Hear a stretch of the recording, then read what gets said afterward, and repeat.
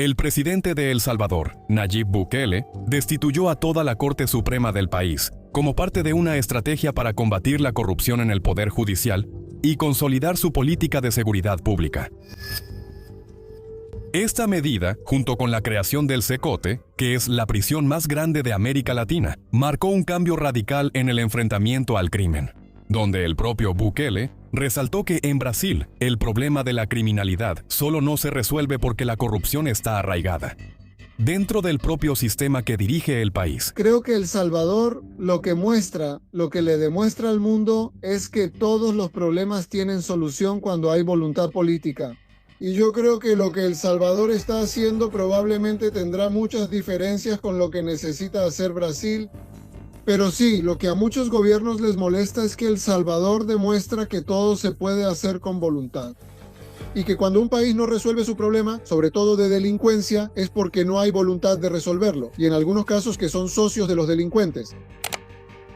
El episodio de la destitución de la Corte Suprema salvadoreña fue visto no solo como un acto de ruptura institucional, sino también como una respuesta directa a las acusaciones de que el Poder Judicial salvadoreño estaba completamente comprometido con prácticas corruptas.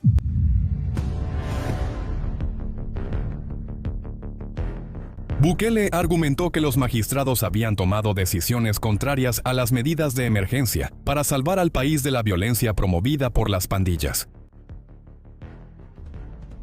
Al sustituir a los jueces, buscó consolidar un poder judicial alineado con las políticas de seguridad y anticorrupción, incluso bajo críticas de organismos internacionales, mostrando que es posible tener un país seguro, siempre y cuando haya determinación y voluntad de hacerlo.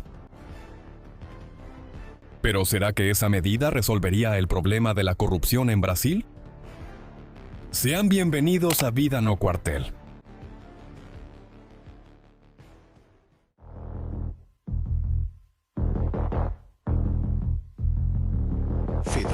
Vida No Cuartel.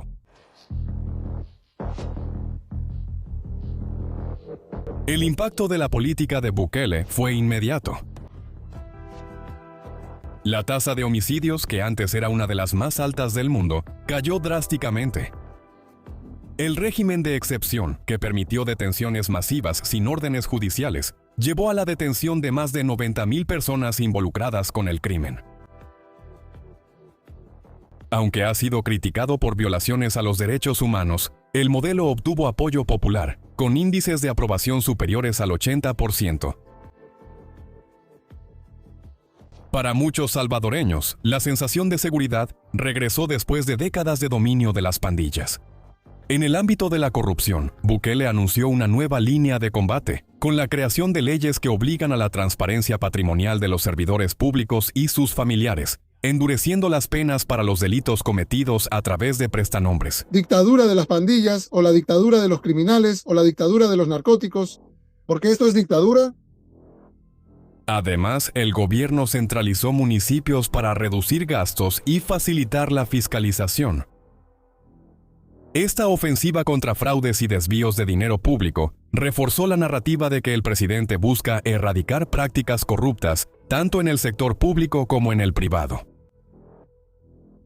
El Salvador se ha destacado junto al escudo de las Américas, no solo ofreciendo el Cecote como estructura para encarcelar criminales de otros países, sino también compartiendo la experiencia adquirida en el enfrentamiento a las maras, que son las pandillas salvadoreñas.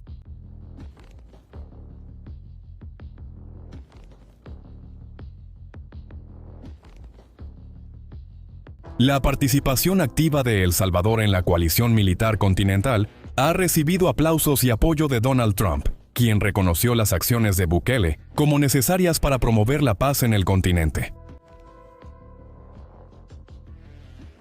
La unión de las Fuerzas Armadas y de todas las fuerzas policiales de El Salvador demuestra que el país no se limita a resolver sus propios problemas internos, sino que también busca contribuir a la seguridad regional, ofreciendo cooperación en inteligencia, logística y estrategias de combate. Esta postura refuerza la imagen de Nayib Bukele como un líder que ha convertido la seguridad pública en una prioridad absoluta, colocando a El Salvador como una referencia internacional.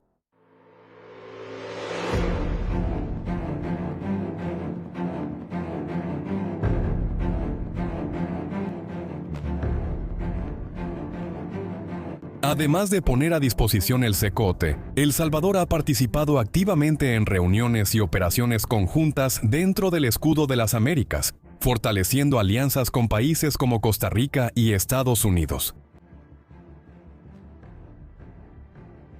El intercambio de información sobre rutas del tráfico, lavado de dinero y métodos de infiltración de las pandillas es visto como esencial para reducir la capacidad de expansión de las organizaciones criminales. Esta integración regional demuestra que el combate al crimen no puede hacerse de forma aislada y que la experiencia salvadoreña puede servir de modelo para naciones como Brasil, que enfrentan facciones poderosas como el PCC y el Comando Vermelho. Los criminales responden con disparos y barricadas incendiadas. Desde sus casas, los habitantes observan con preocupación todo el movimiento.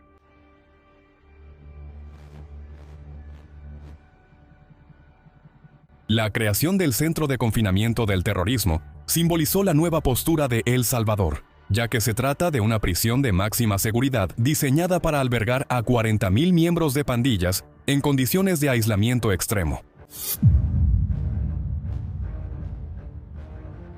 Esa estructura fue presentada como un hito en la guerra contra el crimen, permitiendo al gobierno sacar de las calles a los líderes e integrantes de las maras, que controlaban gran parte del territorio salvadoreño. El modelo salvadoreño, a pesar de ser polémico, ha inspirado a líderes de otros países de América Latina.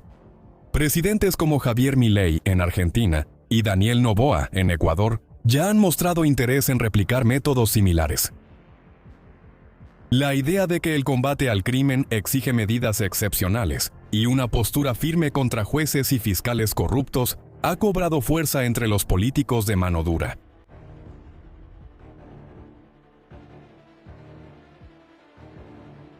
En Brasil, la aplicación de un modelo similar enfrentaría desafíos significativos.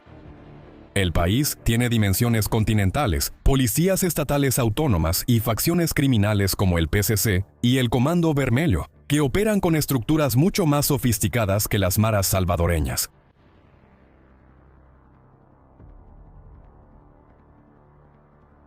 Aún así, la experiencia de Bukele muestra que la combinación de represión directa y reformas institucionales puede generar resultados concretos.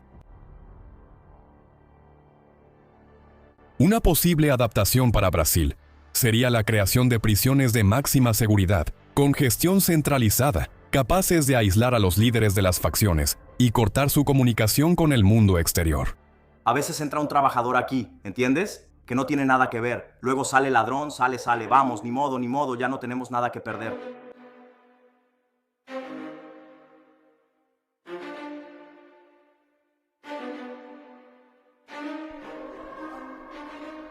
Tenemos ahí a más de 700,000 personas presas.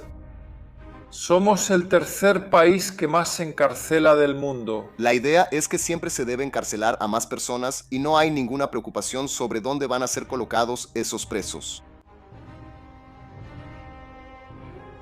Además, medidas de transparencia patrimonial y el endurecimiento de las penas contra servidores públicos corruptos podrían reducir la infiltración del crimen organizado en las instituciones públicas.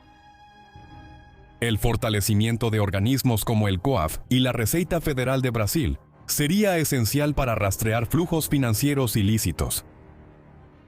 El problema es que en Brasil, muchas veces, aquellos que deberían investigar y arrestar terminan actuando a favor del propio crimen.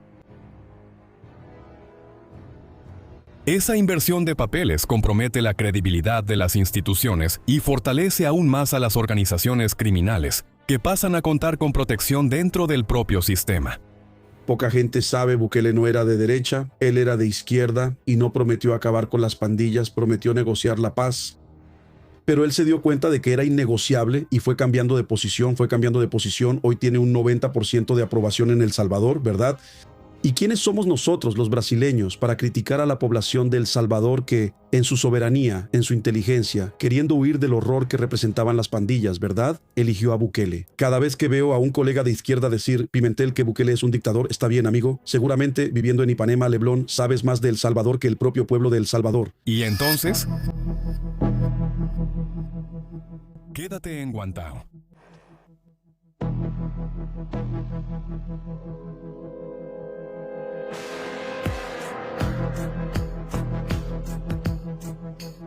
Cuando policías, jueces y políticos se dejan corromper, el combate a la delincuencia pierde fuerza y se convierte en un círculo vicioso difícil de romper.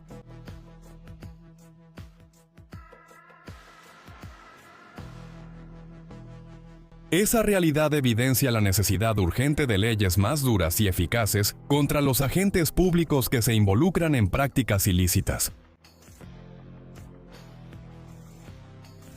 No basta solo castigar a los delincuentes comunes. Es fundamental responsabilizar también a aquellos que, por medio de su posición de poder, sostienen y retroalimentan el sistema. El enfrentamiento al crimen debe comenzar desde arriba, alcanzando a la cúpula corrupta y manteniéndolos presos. Pues, como vimos en la Operación Lava Jato, por ejemplo, que fue uno de los mayores casos de corrupción del mundo, no logró mantener a ningún condenado en prisión, estando todos libres en la actualidad. Otro punto relevante es la necesidad de enfrentar la corrupción en el poder judicial brasileño.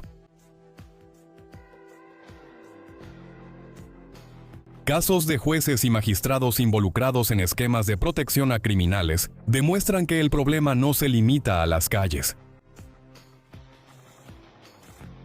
La destitución de la Suprema Corte en El Salvador fue un acto extremo, pero sacó a la luz la discusión sobre cómo garantizar que el poder judicial no se convierta en cómplice del crimen.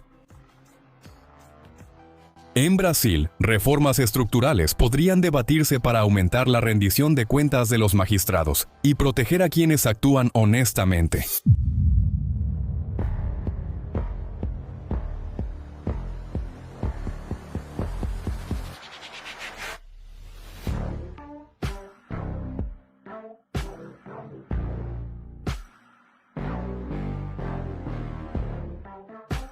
La experiencia de Nayib Bukele en El Salvador muestra que medidas audaces y controvertidas, como la destitución de la Suprema Corte y la creación del CECOT, pueden transformar la realidad de un país antes dominado por las pandillas.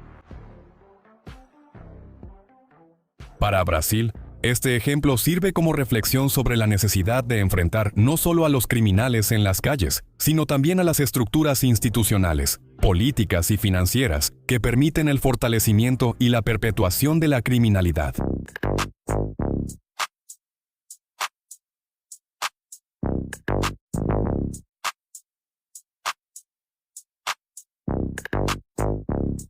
Deja aquí en los comentarios tu opinión sobre si un estado de excepción en áreas dominadas por el narcotráfico sería eficaz para mitigar los tentáculos del crimen y por qué es tan difícil que eso suceda en Brasil.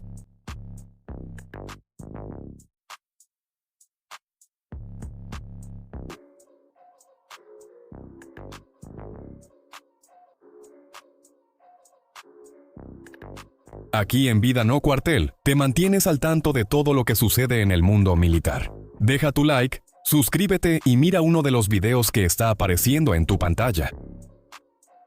Adelante combatientes, hasta la próxima.